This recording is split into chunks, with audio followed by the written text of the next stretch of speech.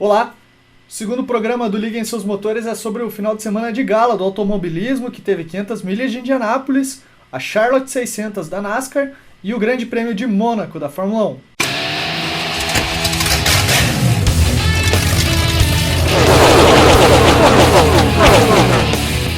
Nesse domingo, a NASCAR fez a prova mais longa, a maratona, Charlotte 600. Uma prova de 600 milhas, é a mais longa de todo o calendário.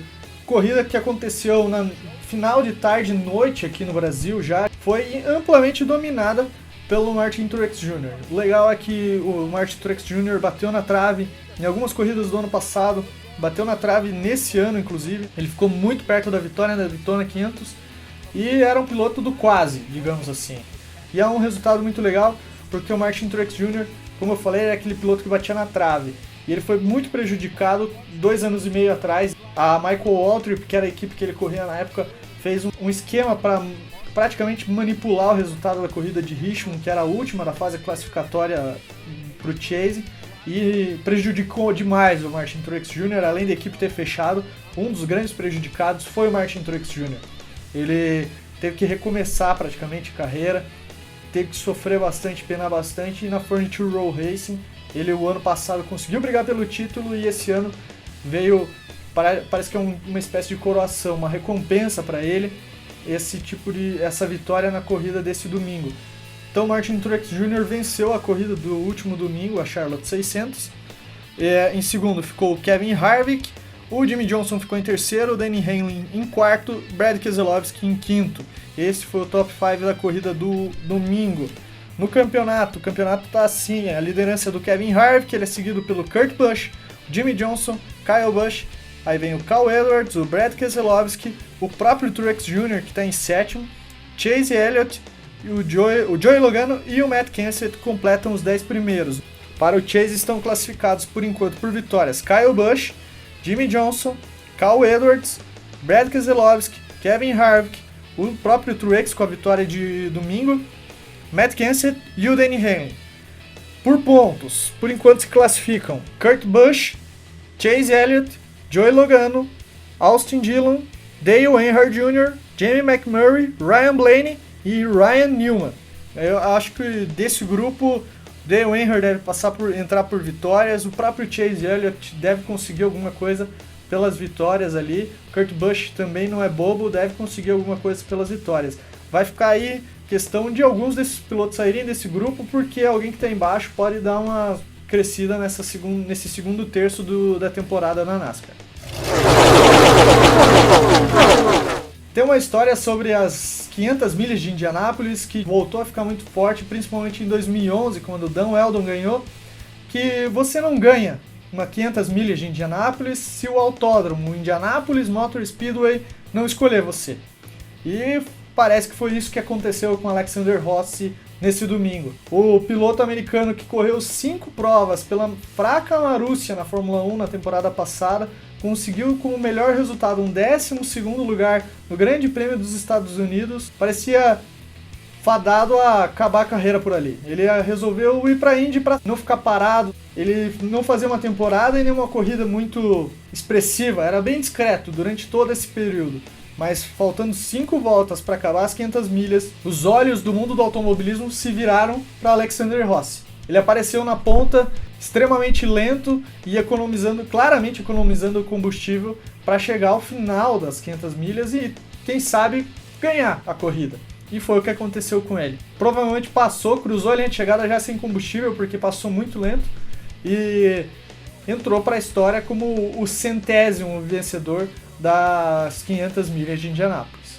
O favorito por favorito foi caindo durante a corrida. Primeiro foi o Juan Pablo Montoya, o próprio Ryan Hunter-Reay. O Will Power não fazia uma grande corrida. Toda vez que largava, caía para o final do grid. O Ryan Hunter-Reay tinha um carro fantástico, mas o Townsend Bell fez o favor de bater no Hunter-Reay na saída de uma das paradas no meio da corrida. E o Hélio Castro Neves tinha um excelente carro, ele e o Tony Kanaan tinham bons carros, vinham na corrida inteira brigando com Joseph Newgarden, outro favorito, James Hinchcliffe, todos favoritos à vitória desse domingo pelo que estavam mostrando durante a corrida e pelo que mostraram durante todo o mês. O Hélio Castro Neves o JR Hildebrand fez o favor de encher a traseira do brasileiro e tirar ele completamente da briga. Todo mundo que eram os favoritos e estavam ainda na briga, como Joseph Newgarden, Tony Kanaan, o James Hinchcliffe e mais alguns outros, tiveram que fazer o último reabastecimento faltando essas 5 voltas para o final. E aí o Alexander Rossi apareceu e literalmente se arrastando na pista, ele acabou conseguindo a vitória e muito seguindo as ordens do que o Brian Herta falava no rádio dele. Brian Herta, que é o dono da equipe, mesma equipe inclusive que venceu com o Dan Weldon em 2011, mas não tinha dinheiro para fazer a temporada completa, como o Michael Andretti não tinha dinheiro para colocar um quarto carro na temporada completa. Os dois se uniram, colocaram esse número 98 para disputar com o Alexander Rossi conduzindo o carro. E tá aí, o Rossi venceu e não sabia nem o que falar no Victory Lane, no pódio, enfim, no final da corrida. Nem ele esperava aquela vitória.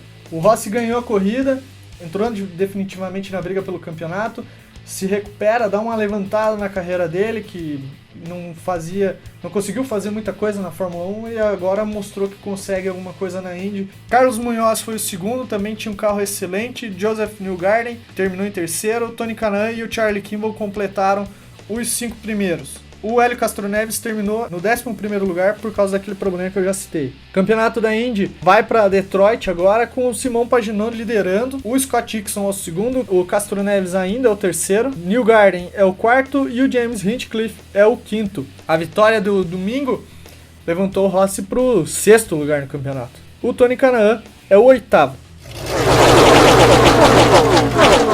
Outra história bacana do final de semana foi a vitória do Dan Stoneman na Freedom 100, que é a prévia das 500 milhas. Para quem não sabe, o Stoneman fez um tratamento uns 2 anos atrás contra o câncer, e ele conseguiu vencer o tratamento do câncer, começou a retomar a carreira no final do ano passado, e essa foi o primeiro resultado expressivo dele desde que voltou a correr. Foram 20 milionésimos de segundo a diferença dele para o segundo colocado. Dan Stoneman, um piloto que já demonstrava ser muito bom, fazia parte do programa de pilotos da Red Bull, e com o problema todo do tratamento do câncer ele acabou tendo que se afastar das pistas.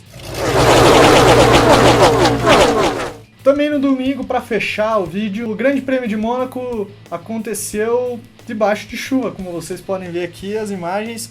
Ele começou com um safety car, decisão bem questionada pelo público. Os pilotos falam que não dava para ver não dava para ver muito, o público fala que já teve chuva muito pior. Eu até acho que depois do que aconteceu com o Jules Bianchi é louvável um certo cuidado da Fórmula 1, por mais que seja cauteloso demais. Só lembrando que essa foi a primeira pole do Daniel Ricciardo, e a Red Bull fez o favor de jogar ela meio que no lixo. O Ricciardo e boa parte do grid, tirando o Hamilton e o Pascal Wehrlein, o resto do grid deixou o pneu de chuva, foi para o intermediário, ganhou muito tempo, todo o grid ganhou muito tempo com isso, e quando a pista secou de fato, foram para os pneus de pista seca.